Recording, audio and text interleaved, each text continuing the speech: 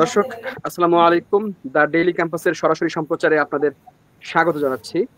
আজকে আমরা আলোচনা করব বঞ্চিত যে মডেল শিক্ষা প্রতিষ্ঠানগুলো রয়েছে, ২৭টি শিক্ষা প্রতিষ্ঠান দীর্ঘদিন ধরে যারা বঞ্চনার শিকার, তাদের জাতীয়করণের যে দাবি, সেই বিষয়ে আসলে সরকার কি ভাবছে, কিংবা আদৌ কিছু ভাবছে কিনা, বা তাদের কোনো সম্ভাবনা আছে কিনা, এবং কতদিন ধরে তারা বঞ্চনার শিকার, এই সকল বিষয়। এই বিষয়ে কথা বলতে আজকে আমাদের সঙ্গে যুক্ত হয়েছেন মোহাম্মদ আলমগীর হোসেন, যিনি এই যে আহ, আহ, জাতীয়করণ বঞ্চিত মডেল প্রতিষ্ঠানের যে কমিটি রয়েছে, সেই কমিটির সভাপতি। এছাড়া আমাদের সঙ্গে যুক্ত আছেন মোহাম্মদ দেলোয়ার হোসেন, দেলোয়ার ভাই সংগঠনের সাধারণ সম্পাদক। আমাদের সঙ্গে আরো যুক্ত হবেন এই সংগঠনের সাংগঠনিক সম্পাদক শাহিন ভাই। তো প্রথমেই আমি যেতে চাই যে আলমগীর ভাই, আপনার কাছে যেহেতু অনেক লম্বা আলোচনা হবে, সেহেতু শুরুতেই আপনার কাছে যেতে চাই, আপনার কাছে জানতে চাই যে এই যে মডেল প্রতিষ্ঠানগুলোর সাথে অন্যায় হয়েছে এবং বৈষম্য করা হয়েছিল, এর ইতিহাস তো দীর্ঘ। ২০০৮ সালে যে তত্ত্বাবধায়ক সরকার যে সিদ্ধান্তটি নিয়েছিল ৩১৫টি শিক্ষা প্রতিষ্ঠান কে জাতীয়করণ করা হবে, এর মধ্যে শুধুমাত্র ২৭টি, আপনারা ২৭টি বাদ পড়ে গেছেন। এই যে দীর্ঘ বঞ্চনার শিকার, দীর্ঘদিন ধরে আপনারা মাঝখানে প্রেস ক্লাবে সংবাদ সম্মেলন করেছেন, প্রধান উপদেষ্টার দপ্তর থেকে শুরু করে সচিবালয় থেকে শুরু করে বিভিন্ন জায়গায় আপনারা কূটনৈতিক তৎপরতা চালাচ্ছেন। এই যে আপনারা দীর্ঘদিন বঞ্চনার শিকার, এই বঞ্চনার শিকারের যে গল্প, সেটি আমরা শুরু থেকে জানতে চাই। আলমগীর ভাই। জি, ধন্যবাদ শিহাব ভাই। আজকের লাইভ অনুষ্ঠানের সঞ্চালক ডেইলি ক্যাম্পাস। আমরা জাতীয়করণ বঞ্চিত মডেল প্রতিষ্ঠানের পক্ষ থেকে সেই ২০১৮ সাল থেকে আমাদের এই আন্দোলন চালিয়ে যাচ্ছি ধারাবাহিক। তো আপনাকে যে কথাটা বলতে চাই শিহাব ভাই, ২০০৮ সালে তৎকালীন ১/১১ সরকার, তত্ত্বাবধায়ক সরকার, তারা অত্যন্ত নিরপেক্ষতার নিরিখে জাতীয়করণ বঞ্চিত ৩১৫টি উপজেলায় সরকারি মাধ্যমিক বিদ্যালয় নেই এ ধরনের ৩১৫টি উপজেলায় অত্যন্ত সুচারুভাবে যাচাই বাছাই করে যোগ্য ৩১৫টি প্রতিষ্ঠানকে তারা মডেল প্রকল্পের আওতায় এনে তাদের উদ্দেশ্য ছিল শিক্ষার মান উন্নয়ন এবং পর্যায়ক্রমে এই প্রতিষ্ঠানগুলোকে জাতীয়করণ করা। প্রতিষ্ঠানগুলো প্রত্যেকটি প্রায় শতবর্ষী, প্রত্যেকটি এক সময়কার পাইলট প্রতিষ্ঠান। আমাদের জাতীয় পার্টির আমলে, প্রেসিডেন্ট এরশাদ সাহেবের আমলের, যখন আমরা স্টুডেন্ট ছিলাম। আবার উপজেলা কমপ্লেক্সের নিকটবর্তী, খুবই নিকটবর্তী। এসব বিচার বিবেচনা নিরিখে ৩১৫টি প্রতিষ্ঠানকে মডেল প্রকল্পের আওতাধীন এনে সেখানে সকল প্রকার অবকাঠামো, সকল প্রকার প্রযুক্তি এবং আধুনিক বৈজ্ঞানিক যন্ত্রপাতি, পর্যাপ্ত শিক্ষক সুবিধা সহ একটি মানসম্মত প্রতিষ্ঠানে পরিণত করেছে। এরপর প্রতিষ্ঠানগুলোতে ধারাবাহিকভাবে বিভিন্ন প্রকল্পের সাথে কাজ করে প্রতিষ্ঠানগুলোকে একটা মানে এনেছে।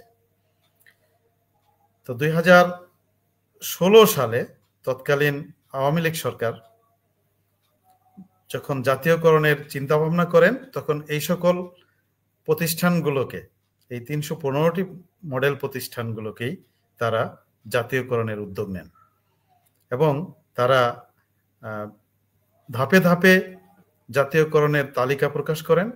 এবং আমাদের এই মডেল প্রতিষ্ঠান, আমরা যারা আজকে আন্দোলনে রয়েছি, এর বেশ কিছু প্রতিষ্ঠান তালিকাভুক্ত হয়েছিল।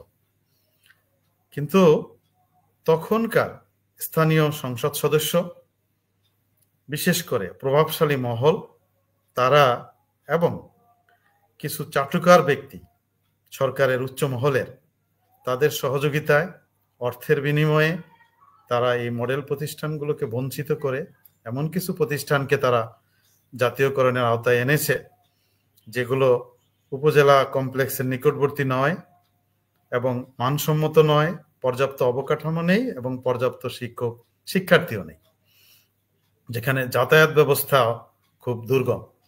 এমন কিছু প্রতিষ্ঠানকে তারা জাতীয়করণ করে আমাদের এই বেশ কিছু ৩১৫টার মধ্যে বেশ কিছু মডেল প্রতিষ্ঠানকে তারা জাতীয়করণ বঞ্চিত করে। এবং আমরা তখন 2016 সালে যখন ঘোষণা হয় তখনই আমরা আন্দোলনের পরিকল্পনা করি। আন্দোলনের অংশ হিসাবে আমরা প্রথম তৎকালীন সরকারের বিরুদ্ধে আমরা একটা রিট দায়ের করি মহামান্য হাইকোর্টে। এবং আমাদের পারস্পরিক যোগাযোগ চলছিল যে কারা রিট করছে, কারা রিটে কোন পর্যায়ে আছে। এবং এক পর্যায়ে এসে তৎকালীন অ্যাটর্নি জেনারেল মাহবুবে আলম সাহেব তৎকালীন প্রধানমন্ত্রী শেখ হাসিনাকে ভুলভাল বুঝিয়ে বিভিন্ন প্রলোভনে পড়ে অর্থের বিনিময়ে তারা নির্বাহী আদেশে আমাদের প্রত্যেকটা প্রতিষ্ঠানের রিটকে খারিজ করে দেয়। শিহাব ভাই, একটা কথা বলা বাহুল্য যে আমাদের এই প্রতিষ্ঠানে যে সকল শিক্ষকরা তখন ছিল তারা বৈষম্যের শিকার ছিল এবং তারা তৎকালীন সরকারের তারা অনুগামী ছিল না। এজন্য তারা বিভিন্নভাবে হয়রানির শিকার হয়েছে, মারধরের শিকার হয়েছে, এমনকি তারা শারীরিক নির্যাতনের পর্যন্ত শিকার হয়েছে, মামলা খেয়েছে। এখনো আমাদের কিছু শিক্ষক রয়েছে যারা এখনো মামলা তাদের এখন চলমান রয়েছে। তো বর্তমান সরকার যখন বৈষম্য দূরীকরণের শপথ নিয়ে নিজে অন্তর্বর্তী সরকারের শপথ পড়েন, তখন আমরা একটু আশায় বুক বাঁধলাম যে আসলে আমাদের বৈষম্যের কথা বর্তমান সরকারের কাছে আমরা তুলে ধরতে পারবো। তো সেই নিরিখে আমরা আমাদের যে আন্দোলন সেটাকে আরো একটু জোরদার করলাম যে কিভাবে আমরা কাছাকাছি আসতে পারি, আমরা কোন কোন দরজায় নক করেছি। আপনার সাথে আরেকটি লাইভে আপনি আমাদেরকে বিভিন্ন প্রশ্ন করেছিলেন, প্রশ্নের জবাবে আমরা বলেছিলাম যে আমাদের হাতে এই পরিকল্পনা রয়েছে। তার মধ্যে আমাদের সংবাদ সম্মেলন ছিল এবং সরকারের বিভিন্ন দপ্তরে উচ্চ পর্যায়ে যাওয়ারও পরিকল্পনা ছিল। ইতিমধ্যে আমরা মাননীয় শিক্ষা উপদেষ্টা মহোদয়ের সঙ্গে আমরা দেখা করেছি। মাননীয় শিক্ষা উপদেষ্টাকে আমাদের বিষয়গুলো বলেছি। তখন শিক্ষা উপদেষ্টা আমাকে থামিয়ে দিয়ে উনি বললেন যে ভাই, আমি বুঝতে পেরেছি আপনাকে আর বলতে হবে না, আপনারা বৈষম্যের শিকার। এবং আমরা যোগ্য কিনা এমন একটা প্রশ্ন শিক্ষা উপদেষ্টার কাছে ছিল। তখন যখন তিনি প্রতিষ্ঠানের তালিকাগুলো দেখলেন, তখন আসলে আমরা মন্ত্রণালয়ের যেই দপ্তরে গিয়েছি না কেন, আমরা কয়েকজন সচিবের কাছে আমরা গিয়েছি। আমাদের এই বঞ্চিত মডেল প্রতিষ্ঠানের সাবেক শিক্ষার্থী, তারা এখন সচিবের দায়িত্ব পালন করছেন, সচিবিক দায়িত্ব পালন করছেন বিভিন্ন মন্ত্রণালয়ের। তাদের কাছে আমরা গিয়েছি। তারা যখন তাদের স্কুলের নামটা দেখেছে তখন তারা খুবই আফসোসে ফেটে পড়েছে যে আসলে এইরকম ভাবে তারাও বঞ্চনার শিকার ছিল। তারা ওএসডি ছিল, বর্তমানে এখন তারা আবার সচিবের দায়িত্বে আবার চলে এসেছেন। তাদের কাছ থেকে আমরা পরামর্শ নিয়েছি যে স্যার, আমরা আসলে কোন পথে আগাতে পারি। তখন তারা বলেছেন, তারা শিক্ষা উপদেষ্টার সঙ্গে আমরা দেখা করেছি, সেখানে তারাও আমাদেরকে সহযোগিতা করেছেন। তারাও শিক্ষা উপদেষ্টাকে বুঝিয়েছেন যে এমন কিছু প্রতিষ্ঠান রয়েছে যাদেরকে জাতীয়করণ করার আসলে প্রয়োজন রয়েছে। তো আমাদের প্রত্যেকটা দপ্তরে অর্থ উপদেষ্টা, জনপ্রশাসন মন্ত্রণালয় এবং আমাদের কারিগরি দপ্তর, যেটা কারিগরি সচিব মহোদয় রফিকুল ইসলাম স্যার, ওনার সাথেও আমরা সাক্ষাৎ করেছি, কয়েকবারই সাক্ষাৎ করেছি। এবং স্যারও বুঝেছেন এবং বলেছেন। আমাদের শিক্ষা সচিব মহোদয়, যিনি নতুন এসেছেন, রেহানা পারভিন স্যার, উনি আমাদেরকে বলেছেন যে হ্যাঁ, আপনাদের কথাগুলো আমরা চিন্তা করছি, তবে এটা উচ্চ পর্যায়ের বিষয়।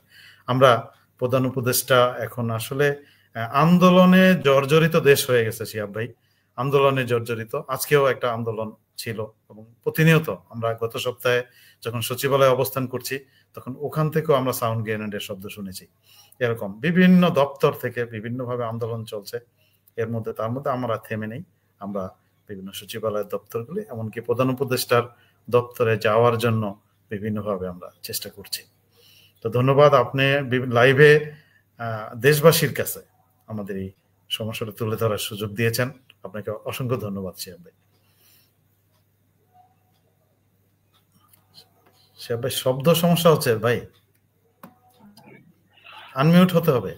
ধন্যবাদ আপনাকে আলমগীর ভাই। আমি একটু যেতে চাই শাহিন ইকবাল ভাই, আপনার কাছে একটু জানতে চাই। আপনি ক্যামেরাটা একটু স্থির করে রাখবেন।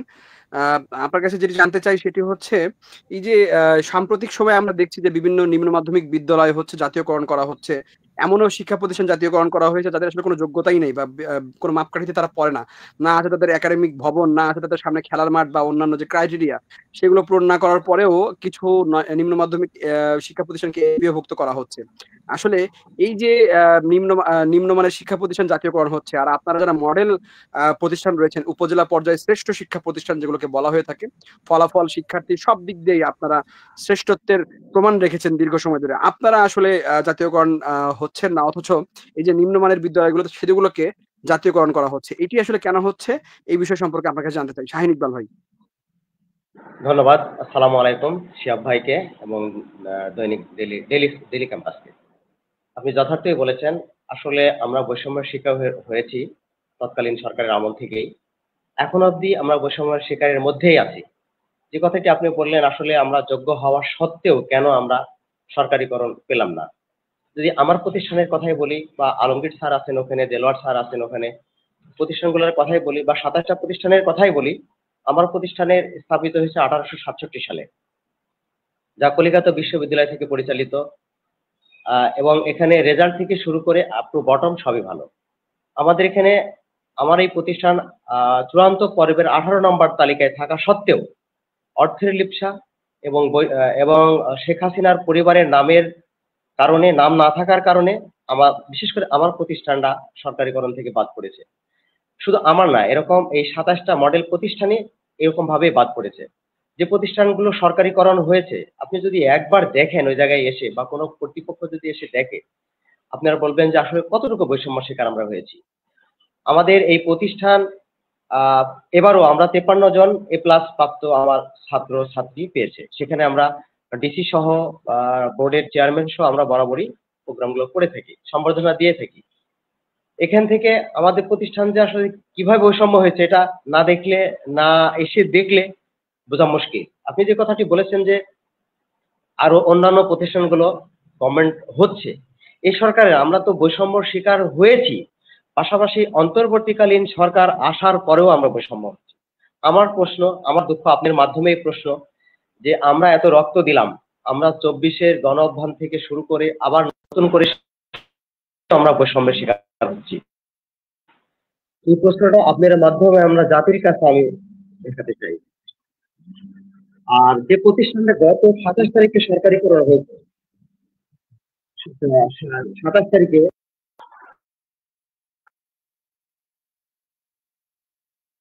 জি, শাহিন ইকবাল ভাই, আপনি কি শুনতে পাচ্ছেন? যশোরের অভয়নগর যে অ্যান্ড আর নিম্ন মাধ্যমিক, আমি তখন আকিস গ্রুপে একটি জব করি অ্যাকাউন্টসের। তখন ওই প্রতিষ্ঠানটা হাঁটি হাঁটি পা পা করে শুরু হচ্ছিল। তখন এই আজকের যিনি উপদেষ্টা শেখ বশিরউদ্দিন, বাণিজ্য উপদেষ্টায় যিনি দায়িত্বপ্রাপ্ত রয়েছেন ওখানে, এবং উনি নাসির ছিলেন আপনার হচ্ছে ওই, আর শেখ আফিল ছিলেন, উনি দেখতেন আকিজের। আমাকে দিয়ে তখন দু একটি ক্লাসও নেওয়া। ওখানে স্টুডেন্ট এবং শিক্ষার মান এত দুর্বল, যেটা আমি ছাড়া মনে হয় আমরা যারা এই সংগঠনে রয়েছি, জাতীয়করণ বঞ্চিত মডেল প্রতিষ্ঠানের, আমি সাংগঠনিক সম্পাদক হিসাবে, এবং আমি লালপুর ত্রিসুন্দরী পাইলট মডেল উচ্চ বিদ্যালয় তথা নাটোরের থেকেই আমি বলতেছি যে এই প্রতিষ্ঠানটা আসলে সরকারি হওয়ার কোনোই যোগ্য নেই। আরেকটি কথা আপনাকে বলে রাখি, কিছুদিন আগে শ্রীনগরে একটি প্রতিষ্ঠান হয়েছে, অক্ষয় কুমার শশী, এটার অবস্থানও একই। আর একটা হয়েছে নাজির হাট, অর্থাৎ হাটহাজারি, সেখানে আমি শিক্ষা উপদেষ্টা মহোদয়কে প্রশ্ন করেছিলাম। সেখানে আমার আলমগীর স্যার ছিলেন, দেলোয়ার স্যার সহ আমরা 15 জনের একটা টিম ছিলাম। সেখানে বললাম, স্যার আমরা কেন বৈষম্যের শিকার হচ্ছি। আবার গত দিনেও 3-4 দিন আগেও আরেকটি প্রতিষ্ঠান সরকারিকরণ হলো। তখন স্যার বললেন যে এটা প্রধান উপদেষ্টার এটুকু করতে দিবেন না। আমরা স্যার আসলে আমরা প্রতিষ্ঠান সরকারি হলে আমাদের কোনো দুঃখ বা কষ্ট নেই, কিন্তু আমরা কেন বারবার বাদ করছি, এইখান থেকে আমরা কেন বারবার বাদ করছি। আপনারা এরকম উচ্চ পর্যায়ে থাকার পরেও, কারণ আপনি একজন শিক্ষক, প্রধান উপদেষ্টা শিক্ষক, তারপরে পরিকল্পনা উপদেষ্টাও শিক্ষক, আইন উপদেষ্টাও শিক্ষক, তাহলে শিক্ষার বিষয়টা আপনি গুরুত্বের সহিত দেখে কোন কোন প্রতিষ্ঠানগুলো সরকারিকরণ করা যায় সেগুলো করলে সবচাইতে ভালো হয়। শিক্ষা উপদেষ্টা মহোদয় বললেন, আমার নামও জিজ্ঞাসা করলেন, করে বললেন আপনার প্রতিষ্ঠান কোনটা, আমি নাম বললাম, এবং আমার প্রতিষ্ঠান যে 18 নাম্বার সিরিয়াল ছিল সেটাও আমি বলেছি। উনি বললেন ঠিক আছে, এটা আপনাদের সাথে আসলে বৈষম্যের শিকার করা হয়েছে, আমাকে যেভাবে আপনারা বোঝাতে সক্ষম হয়েছেন, ঠিক একটু যদি আপনারা প্রধান উপদেষ্টাকে একটু বোঝাতে পারেন, তাহলে আমার মনে হয় আমার জন্য একটু সহজ হয়। আমি বললাম, স্যার, প্রধান উপদেষ্টার কাছে যাওয়া আসলে খুব কঠিন, দুরূহ ব্যাপার। আপনারা যারা আছেন, সচিব থেকে শুরু করে উপদেষ্টা থেকে শুরু করে সবাই যদি আপনারা বিভিন্ন মিটিং হয়, সেই আলোচনায় যদি আপনারা একটু উঠান, তাহলে আমার মনে হয় আমরা এই বৈষম্য থেকে বের হয়ে আসতে পারি।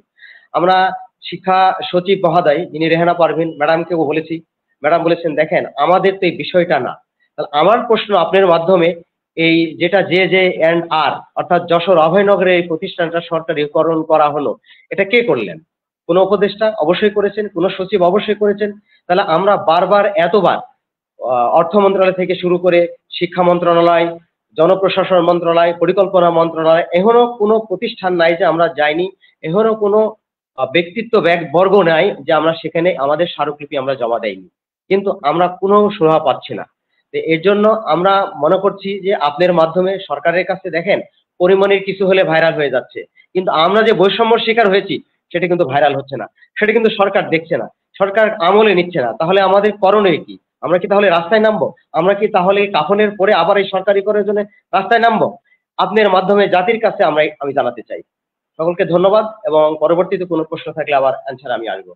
ধন্যবাদ শিহাব ভাই, আপনাকে অনেক অনেক ধন্যবাদ। ধন্যবাদ শাহিন ইকবাল ভাই আমাদের সঙ্গে যুক্ত হওয়ার জন্য। আমরা একটু যেতে চাই দেলোয়ার ভাইয়ের কাছে। দেলোয়ার ভাই, আপনার কাছে তো আসলে অনেক কিছু জানার আছে, তবে যে বিষয়টি জানতে চাই যে আপনাদের একটি কার্যক্রম, এই কার্যক্রম তো আপনারা বিভিন্ন জায়গায় স্মারকলিপি দিয়েছেন, বিভিন্নভাবে কূটনৈতিক তৎপরতা চালাচ্ছেন, সংবাদ সম্মেলন করেছেন। এই কর্মসূচির বাইরে আর কি কর্মসূচি বা আর কি উদ্যোগ নিয়েছেন যেন আপনাদের প্রতিষ্ঠানগুলো যেগুলো বৈষম্যের শিকার, সেই ২৭টি প্রতিষ্ঠানকে যেন জাতীয়করণ করা হয়, এর জন্য আর কি উদ্যোগ নিয়েছেন? দিলার ভাই, একটু বিস্তারিত জানাবেন।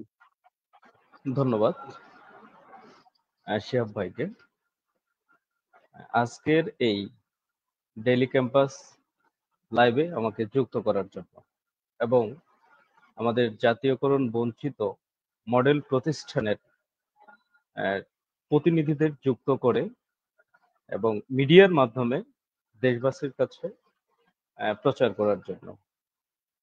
তো শিহাব ভাই যেটুকু বললেন, আসলে আমরা আমাদের চেষ্টার ত্রুটি রাখি নাই। আর আমি যে কথাগুলো বলতে চাচ্ছিলাম বা যেটা প্রশ্ন করলেন, এটা আমাদের সভাপতি স্যার এবং সাংগঠনিক সম্পাদক স্যার, উনি হচ্ছে কিছুগুলো ক্লিয়ার করে ফেলছেন। তারপরেও আপনাকে আমি বলি আবার যে আসলে বর্তমান আমরা কিন্তু আমাদের একটা পদবি আছে, আমরা কিন্তু শিক্ষক মানুষ। আমরা আমরা সেভাবে হুট করে কোনো কিছু সিদ্ধান্তও নিতে পারি না। আমরা নিয়মতান্ত্রিক ভাবে আগাচ্ছি, এবং বিশেষ করে আমরা কিন্তু বর্তমান অন্তর্বর্তীকালীন সরকারের সময়ে সরকারের এমন কোনো মহল বা জায়গা নাই শিক্ষা সংশ্লিষ্ট যেখানে আমরা যাই নাই। আমরা প্রত্যেকটি জায়গায় গেছি, বারবার করে তাদেরকে বোঝানোর চেষ্টা করছি, আমরা কথা বলেছি। তো শিহাব ভাই, আমরা দ্য ডেইলি ক্যাম্পাসের একটা আমরা হচ্ছে নিউজে দেখেছিলাম, বিশেষ করে মুন্সিগঞ্জ জেলার শ্রীনগর উপজেলার একটি প্রতিষ্ঠান ছিল, যেটি প্রতিষ্ঠান সরকারিকরণ হয়ে আসছে। এই প্রতিষ্ঠানটা মূলত আপনাদের তথ্যতে আমরা পেয়েছিলাম যে ওই প্রতিষ্ঠানের প্রধান শিক্ষক, ইনি হচ্ছে প্রতিষ্ঠানটাকে জাতীয়করণ করার জন্য হচ্ছে উপজেলার ইউনো মহোদয়ের কাছে হচ্ছে একটা হচ্ছে দরখাস্ত করেন বা একটা ফাইল সাবমিট করেন। তো সেই ফাইলটা হচ্ছে ইউনো মহোদয় সেটা হচ্ছে পরবর্তীতে জেলা প্রশাসকের কাছে সাবমিট করেন, এবং জেলা প্রশাসক মহোদয় সেটা হচ্ছে মন্ত্রণালয়ে সাবমিট করলে সেই ফাইলটা হচ্ছে প্রধান উপদেষ্টার কার্যালয় থেকে অনুমতি হয়ে আসে। ঠিক আমরা ওই প্রতিষ্ঠানটা যেই ক্রাইটেরিয়া আপনার গভর্নমেন্ট হয়েছে, আমরা কিন্তু এই ২৭টা প্রতিষ্ঠানে প্রত্যেকটি প্রতিষ্ঠান আমরা কিন্তু এই ইউনো মহোদয়ের কাছে যদি আমরা আমাদের এই ফাইলটা সাবমিট করি জাতীয়করণের ব্যাপারে, তারা কিন্তু আমাদের সুপারিশ করেন, এবং সুপারিশ করে সেটা জেলা পর্যায়ে জেলা প্রশাসক মহোদয়ের কাছে হচ্ছে সেটা ফরওয়ার্ড করে। শিহাব ভাই, আপনি আরেকটা ব্যাপার জানলে অবাক হবেন যে আমাদের মুন্সিগঞ্জ জেলার যিনি জেলা প্রশাসক রয়েছেন, এই জেলা প্রশাসক মহোদয় কিন্তু আমাদের প্রতিষ্ঠানটা কিন্তু অডিট করছিলেন। একসময় আসার পরও সেটা দেখছে সার্বিক দিক দিয়ে প্রত্যেকটা দিক দিয়ে হচ্ছে ভালো, এবং পরে উনি আবার সুপারিশ করছে। উনি কিন্তু সশরীরে এখানে সেটা হচ্ছে আমাদের কি অডিট করছে, অডিট করে পরে সেটা মন্ত্রণালয়ে সাবমিট করছে। তো এইভাবে করে জেলা প্রশাসক এবং কিছু কিছু প্রতিষ্ঠান আমাদের বিভাগীয় কমিশনারের মাধ্যমেও সুপারিশ প্রাপ্ত হয়ে ফাইলগুলো হচ্ছে, কিছু ফাইল আমাদের হচ্ছে মন্ত্রণালয়ে আছে, কিছু ফাইল হচ্ছে প্রধান উপদেষ্টার কার্যালয়ে মুখ্য সচিব মহোদয়ের বরাবরে সুপারিশ প্রাপ্ত হয়ে গেছে। তো আমাদের এই সুপারিশ প্রাপ্ত ফাইলগুলো যেইভাবে গেছে ঠিক সেভাবেই পড়ে আছে, এই ফাইলগুলোর কোনো গুরুত্ব দিচ্ছে না। আপনার কাছে আমি প্রশ্ন রাখতে চাই যে ইতিপূর্বের যে প্রতিষ্ঠানটা গভর্নমেন্ট সরকারিকরণ হলো, সেই প্রতিষ্ঠানটা এভাবে আপনার জেলা প্রশাসক মহোদয়ের কাছ থেকে সুপারিশ হয়ে গেল, সেটা সরকারিকরণ হয়ে চলে আসলো।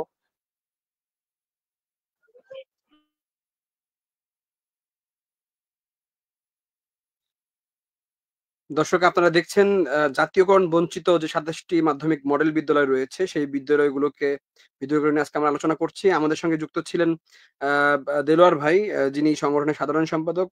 খুব সম্ভবত কারিগরি ত্রুটির কারণে তিনি আমাদের সঙ্গে এই মুহূর্তে যুক্ত নেই। তবে আমি আমাদের সঙ্গে সভাপতি মহোদয় যুক্ত আছেন, তার কাছে আমি আবারও ফিরে যেতে চাই। আপনার কাছে জানতে চাই যে এই যে আপনারা যে ছোট ছোট যে কর্মসূচিগুলো দিয়েছেন, এর পরবর্তীতে আর কি কর্মসূচি আপনাদের আসতে পারে? কঠোর কোনো কর্মসূচি, রাজপথের কোনো কর্মসূচি যেটি আজকের আলোচনায় উঠে এসেছে, সে ধরনের কোনো কর্মসূচিতে আপনারা যাবেন কিনা? আলমগীর ভাই। জি, ধন্যবাদ শিহাব ভাই আমাকে আবার সুযোগ দেওয়ার জন্য। তো আসলে আমরা যে আন্দোলন করছি সেটা শান্তিপূর্ণ, নিয়মতান্ত্রিক, এবং আমাদের যে সকল শুভাকাঙ্ক্ষীরা রয়েছে, সচিবালয়ে যাদের অবস্থান, তারা আমাদের এমনই পরামর্শ দিয়েছে যে আসলে সাংঘর্ষিক আন্দোলনে না গিয়ে আপনারা নিয়মতান্ত্রিক আন্দোলনে যান। আমরা যে সকল প্রতিষ্ঠান রয়েছি সেখানে শিক্ষক কর্মচারী মিলে সহস্রাধিক হবেন। তো আমরা আসলে সরকারকে বিব্রত করতে চাচ্ছি না বা নিজেরাও ক্ষতিগ্রস্ত হতে চাচ্ছি না।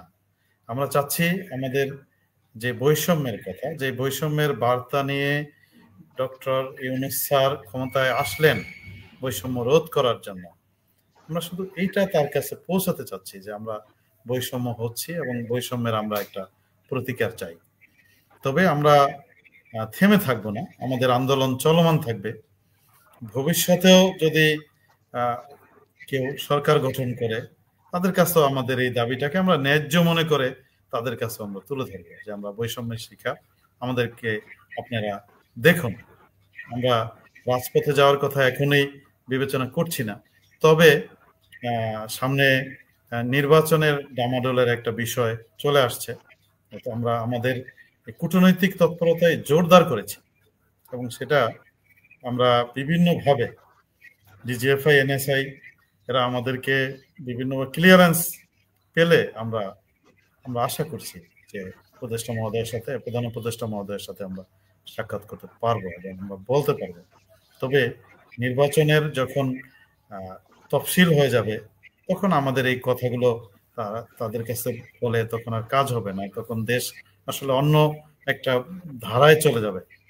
তার আগেই আমরা ডক্টর ইউনূস স্যারের কাছে আমাদের এই দাবিটা পৌঁছানোর জন্য জোর তৎপরতা চালাচ্ছি। এখনই আমরা মাঠে নেমে সরকারকে বিব্রত করার কোনো অবস্থায় আমরা যাচ্ছি না। আমাদের শিক্ষা উপদেষ্টা স্যারও বলেছেন যে আপনারা চেষ্টা করতে থাকেন, আপনারা সফল হবেন। তো আমরা যেদিন গেলাম ওইদিন শিক্ষা উপদেষ্টা এবং তার একান্ত সচিব মহোদয় দুজনেই দেশের বাইরে ছিলেন। স্যারের কাছে আমরা আসলে নতুন করে যে সরকারি হলো সেটা কিভাবে হলো, স্যার কিভাবে করলেন, স্যারের হাত ধরে, স্যারের সিগনেচারও সেখানে ছিল, তো সেটা আমরা জিজ্ঞাসা করার জন্য গিয়েছিলাম। তো স্যারকে পাইনি আমরা। পরবর্তীতে আমরা আবারও সচিবালয়ে যাব, স্যারের সাথে দেখা হলে আমরা আবার স্যারের কাছে পরামর্শ চাইব এবং কি করণীয়। এবং তখন আমাদের যদি সদস্যরা বলে যে স্যার আপনারা একটু বলেন প্রধান উপদেষ্টা মহোদয়ের কাছে একটু হুমকি স্বরূপে বলেন, আমরা কিন্তু আন্দোলনে যেতে বাধ্য হব।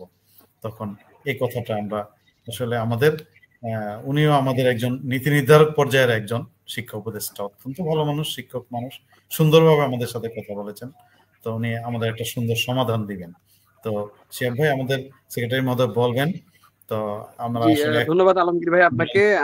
আমি একটু দেলোয়ার ভাই, আপনি যেখানে থেমেছিলেন সেখান থেকে শুরু করবেন। আপনার কাছে যে পরিকল্পনাগুলো বা যেগুলো জানছিলাম, এবং আরেকটি বিষয় যেটি আপনাদের সভাপতি মহোদয় বলছিলেন যে আসলে আপনারা শান্তিপূর্ণ ভাবে হচ্ছে আপনাদের আন্দোলন চালিয়ে যাবেন। তবে আমরা যেটি দেখেছি যে সাম্প্রতিক সময়ে যে দাবিগুলো শিক্ষকরা আদায় করে নিয়েছেন, সেই প্রত্যেকটি দাবিতে কিন্তু আন্দোলনের মাধ্যমে, কঠোর আন্দোলনের মাধ্যমে কিন্তু আদায় করে নেওয়া হয়েছে। তো আপনারা আসলে কেন মাঠের কর্মসূচিতে যাবেন না সেটিও একটু ব্যাখ্যা করবেন। দেলোয়ার ভাই। হ্যাঁ, ধন্যবাদ শিহাব ভাইকে। তার আগে আমি আন্তরিকভাবে দুঃখিত যে আমাদের ওই লাইভ থেকে বিচ্ছিন্ন হয়ে গেছিলাম, টেকনিক্যাল সমস্যার জন্য নিতে পারে নাই। যেটুকু আমি বলছিলাম যে আসলে আমাদের জেলা প্রশাসক এবং বিভাগীয় কমিশনারের মাধ্যমে সুপারিশকৃত ফাইলগুলো মন্ত্রণালয় এবং প্রধান উপদেষ্টার কার্যালয়ে বর্তমানে পড়ে আছে। তো আমরা ইতিপূর্বের প্রতিষ্ঠানটা যেগুলা দেখলাম সেটা হচ্ছে একজন প্রতিষ্ঠান প্রধান চাইলেন আর সেটা চাওয়া মাত্রই হয়ে গেল। আর আমরা আমাদের ফাইলগুলা সুপারিশ হয়ে মন্ত্রণালয়ে গেছে, প্রধান উপদেষ্টার কার্যালয়ে গেছে। আমরা বারবার সরকারকে মেসেজ দিচ্ছি, আমরা 4 থেকে 5 বার প্রধান উপদেষ্টার কার্যালয়ে স্মারকলিপি দিছি এবং ওনার কাছে সাক্ষাতের জন্য আমরা অ্যাপ্লিকেশন সাবমিট করেছি। তারপরে হচ্ছে শিক্ষা মন্ত্রণালয়ের প্রত্যেকটি সেক্টরে আমরা একাধিকবার গেছি। আমাদের 8 জন 10 জন এরকম টিম করে আমরা গেছি। আমাদের সেখান থেকে অর্থ মন্ত্রণালয়ে কথা বলতে বলছে, আমরা সেখানেও গেছি। তারপরে আমরা এর বাইরেও পরিকল্পনা মন্ত্রণালয়ে কথা বলছি, তারপরে জনপ্রশাসন।